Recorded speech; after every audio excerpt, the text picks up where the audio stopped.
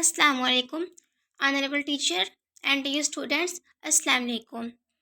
My name is Hafsa. I am here to present a topic about reactors under the supervision of Dr. Hamad Majid. सबसे पहले हम study करते हैं fixed bed reactor की a fixed bed reactor is a kind of chemical reactor where reactants are moved across a stationary bed containing a solid catalyst to initiate chemical reaction. Here's a quick explanation with some illustration. Then we study the definition of fixed bed reactor. Reac- the reactor moves through a stationary bed of catalyst or absorbent material. In fixed bed reactor, a form of continuous flow reactor that enables chemical reactions to take place as the reactants pass through the bed. Then, then we study its examples. Hydrocracking reactor. In the petroleum sector, heavier hydrocarbons are broken down under a solid catalyst into the lighter products like gasoline and diesel. This process is carried out in the fixed bed reactor. Then second example is ammonia synthesis reactor. To produce ammonia, nitrogen and hydrogen are combined fixed bed reactors using an iron catalyst to create ammonia gas. Then dehydrogenation reactor. When hydrogen is extracted from hydrocarbons as as when styrene is made from ethyl benzene, fixed and reactor can be employed. Then its working principle. A fixed bed reactor operates on a number of essential components and procedures for a catalytic reaction and other chemical processes. FPRs are frequently employed in the chemical, photochemical, and pharmaceutical industries. This is thorough description of how they operate. Then fixed bed reactors are made up of stationary bed of solid catalyst particles, usually packed in a granular form, though other arrangements are also feasible. With the reactor, the bed stays in the place.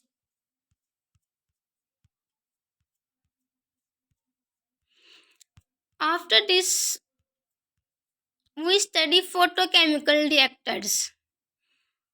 In chemical engineering and science, a photochemical reactor is a tool used to speed up photochemical reaction. Light absorption either starts or speed up these reactions. Photochemical reactors can have characteristics like UV lamps, cooling system, and reaction chambers. Generally, they are made to offer control condition for light exposure. Its examples: pollutant photodegradation. Using process started by UV light, photochemical reactors can be used to degrade dangerous chemicals found in of the wastewater of the air. Then photocatalysis. Using catalysts like titanium dioxide under UV irradiation, photochemical reactors are used in photocatalytic process such as the breakdown of organic molecules. Then it's working. A photochemical reactor operates on the basis of using light energy to start or accelerate chemical reactions. This is the condensed description of how pharmaceutical reactors operate. Light source, UV lamps, or other high intensity light sources are commonly used as the light source in photochemical reactors. The particular photochemical reactions being carried out determine which light source should be used. Reaction chamber. The chemical reaction occurs in a reaction chamber or vessel located inside the reactor's quartz or other materials that permit the transmission of selected wavelength of light are frequently used to conduct this chamber.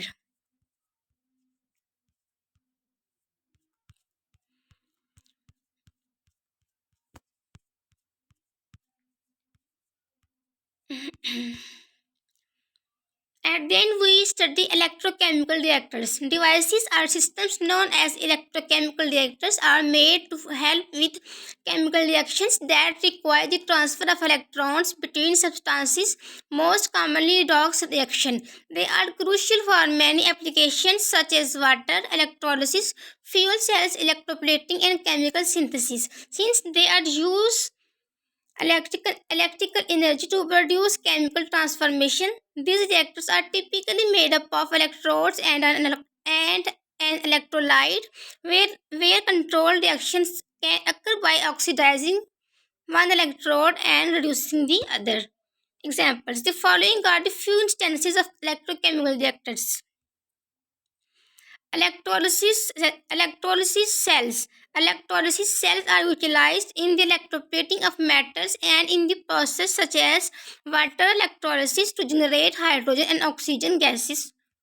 Then fuel cell. Fuel cells are devices that transform chemical energy usually from hydrogen and oxygen into heat and electrical energy. They have several uses such as supplying backup power and igniting automobiles.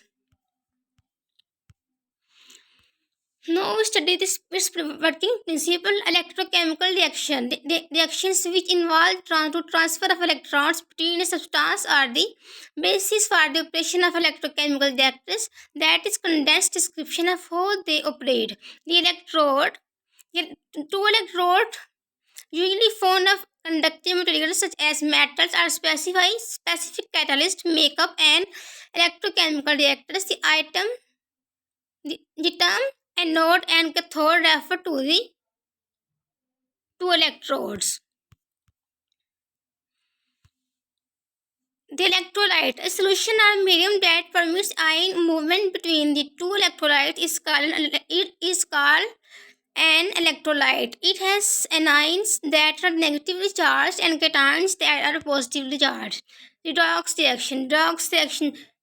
oxidation reaction is known as redox reaction. These reactions are targeted when an external electrical voltage is applied across the electrodes. Oxidation takes place as the anode releasing electrodes into the circuit.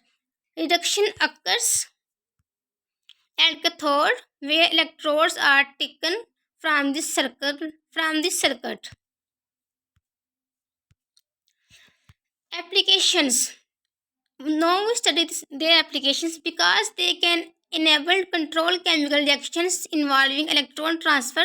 Electrochemical reactors find extensive application in a variety of fields. Among the important applications are energy retention. Batteries, lithium-ion, lead acid, and nickel metal hydride batteries are among the many battery types that are used. Electrochemical cells for backup power, electric cars, and portable electronics. Conversion of energy. Fuel cells are used in portable electronic stationary power generation and automobile powertrains. They are devices that directly convert chemical energy into electrical energy.